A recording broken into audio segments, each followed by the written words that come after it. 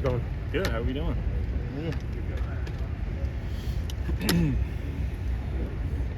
Braedyn, coming off the bye week, how did this whole 2-week process kind of help you reset and maybe recalibrate getting the number 1 reps now? Yeah, I think the bye week definitely came at a good time for us as a team. Definitely just tough loss at Alabama. Tough watching Tyler go down and deal with that injury. But the bye week definitely gave us, a chance to get some more reps and look at USC for a couple weeks. And just gives us a chance to prepare longer than we would normally have to. And I definitely think that's going to be good when you have a new starting quarterback stepping in. I think it came at a good time, and I think we used it the right way for sure. Is there anything specific that you can take from your experiences last year going into Saturday? Yeah, no doubt. I think last year is very unique, and I'm very thankful for that experience because you get thrown in there at Iowa, and that's a tough situation versus a great defense. That's kind of my first time playing college football, and then you have a chance to prepare for Illinois as a starter for a week, and you go in there and you get a great win, and it come back in the fourth quarter, and so you're kind of feeling good, flying high. You go play Ohio State, who ranked top 4 in the country at the time. Battle with them for 4 quarters, and don't come out on top, but not necessarily disappointed in the way that you played. Obviously disappointed in the way that in the loss, but some good things to take from that game. And then you're going into Indiana, and that for me, I was disappointed in the way that I played, and I think as a team, we weren't happy with our performance. And so for me overall, it was really good to experience all the emotions that I think you get in a season, just in that 3 weeks. You get a win, you play a tough game, and then you get a tough loss, a game that you shouldn't lose. And so I think that has definitely helped me now, and will continue to help me as I move forward. What gives you confidence you can kind of build on that and perform better this time? Yeah, I mean, just the experience. I've been out there. I've felt the bullets flying. I know what it feels like to prepare. I know what it feels like, to go on a week-to-week basis now.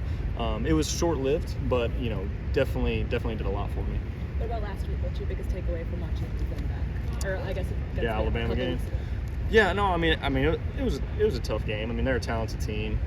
There's things that I want to do better, and things that we've kind of worked on in practice, and it was a tough game. I mean, we got to play better. We got to do things better, but I believe that we learned from it and we've handled it the right way, and we're ready to attack moving forward. So what do you see out of USC that, from what you've seen, and kind of how excited are you for the West Coast trip? Yeah, I mean, they're a talented bunch, a good team. They look the part, they play the part. I mean, we're going to have to play well. There's no doubt. They do a lot defensively. They fly around. They make a lot of plays, and so that's going to be a challenge for us. But we've had a good week of practice up to this point, and we'll continue to sharpen things up. And then as far as handling the road trip, I think that we have a mature team, and I think that we have really great leadership on this team. Something that has really developed over the last 2 years. And so, I have no doubt that we'll handle that the right way. And come Saturday at, I guess, 12:30 on the West Coast, that'll be we'll be ready to go. And you mentioned learning how to prepare last year. Does it feel different knowing? I know you always prepare as a starter, but knowing that you are going to be the starter now, does it feel different throughout a week or bye week too? I don't know if it feels different. I think this is different because with Tanner, we knew it was temporary, and with Tyler, we know that it's it's going to be a long recovery. So I mean, that you kind of look at that differently, I guess. But from a preparation standpoint, I don't know that there's a lot of differences. I think that last week I didn't really step in on a bye week, so I mean that did help. And then just from a leadership standpoint, I think that one of the biggest differences is like we competed for the job all spring and fall, and so. I've had reps with the ones. Those guys are familiar with me in there. Now, it's just confirmed. But, I think that was very valuable to us now because it's not this huge change that nobody's, ready for. I think that, like, our guys have had me in there, and, I think that they have confidence in me and I have confidence in them. And, we're able to just kind of, transition into it. You mentioned that last year not knowing when maybe the time of the starter was going to end. Now you kind of know this is your season. Mm-hmm. How big is that, just not having that over your head, like, hey, eventually this is going to come out from under me here? Yeah, I mean, I think that it is different, but you know, every time that you step on the field, you know, you expect to win and you prepare to win, and you know, and that's what the challenge is, and so that mentality won't change, and so that's just how you have to handle it. You talked about leadership, and I guess I'm wondering, does that change for you? I mean, going from being the 1B, so to speak, to, you know, being the starter, full-time starter, has that changed how you approach, you know, your dealing with the group? Yeah, no, I think you know, the starting quarterback's always looked at, you know, uniquely. You know, he's the leader of the team, the face of the program, all those things. And so, yeah, you know, there are some differences. You have to take command and take charge and be the guy. In which, you know, prior to the Bama game, that I wasn't the starter. I wasn't out there with the ones, and so.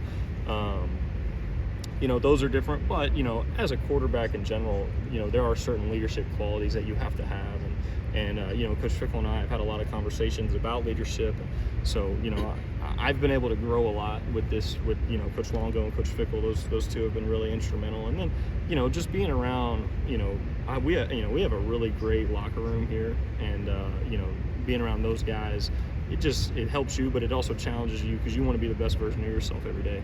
How do you kind of show that leadership? I mean, any specific ways in which you've kind of things you've done differently this last couple of weeks? Or? Yeah, I mean, I think you know, for me, I've kind of always been a natural, you know, leader by example. You know, I'm gonna practice well. I'm gonna prepare really well. I'm gonna know my job. I'm gonna be able to know everyone's job. And so now it's just kind of taking command, and it's being, you know, authoritative. It's being vocal at practice. It's being energetic.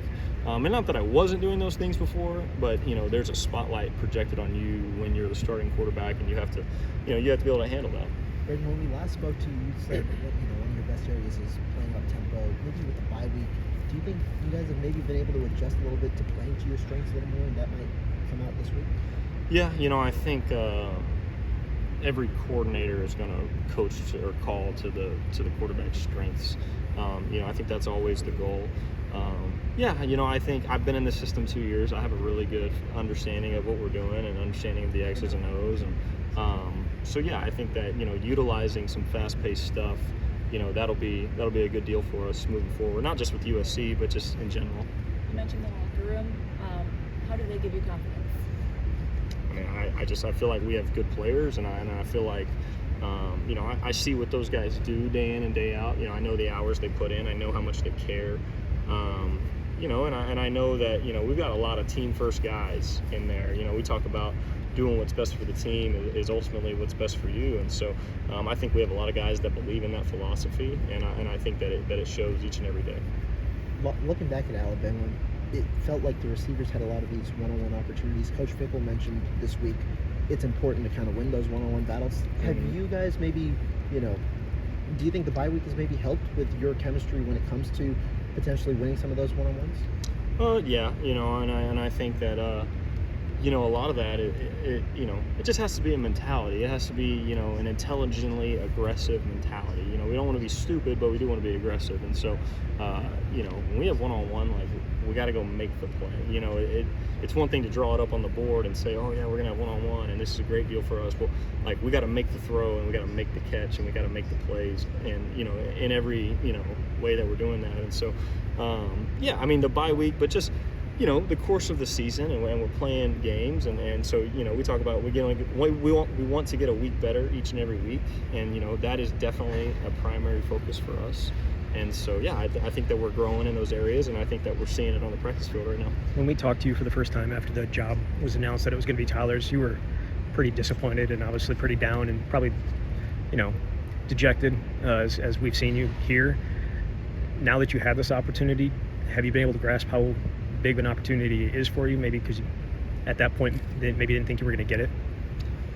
Yeah, I mean, I think you know, you always have to be prepared to play, and you know, that's part of the role that I had, and but yeah, no, I do know that this is an extremely, you know, great opportunity for me, and an opportunity to, you know, show what I can do, and you know, I definitely don't take that lightly. So you know, I'm thankful for it. I'm not, you know, you don't wish that Tyler goes down or anything like that. You know, you hate it for him, but I have to step in. I have to do my job, and so yeah, I'm extremely excited, and I'm ready to do what I can do.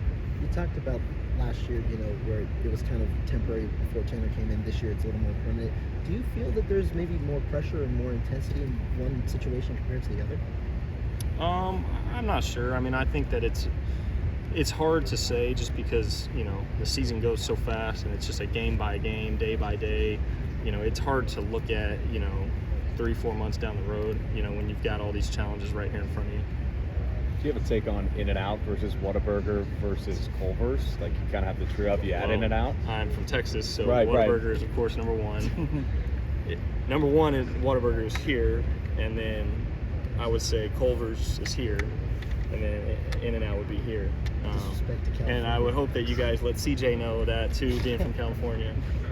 So yeah, In-N-Out's definitely at the bottom of that list, but Whataburger is by far the top.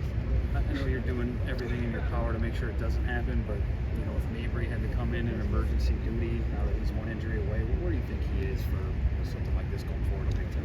Yeah, I mean, obviously, being a true freshman, you're thrusted into a backup role, and that's not an easy thing to do. And then I'm sure that comes with a lot of stress and some anxiety. But I do think he's handled it well. I think he's been mature, and he's gone about his business. And I think that I've seen growth from him, since last week when he started taking a lot more reps in practice than he was before.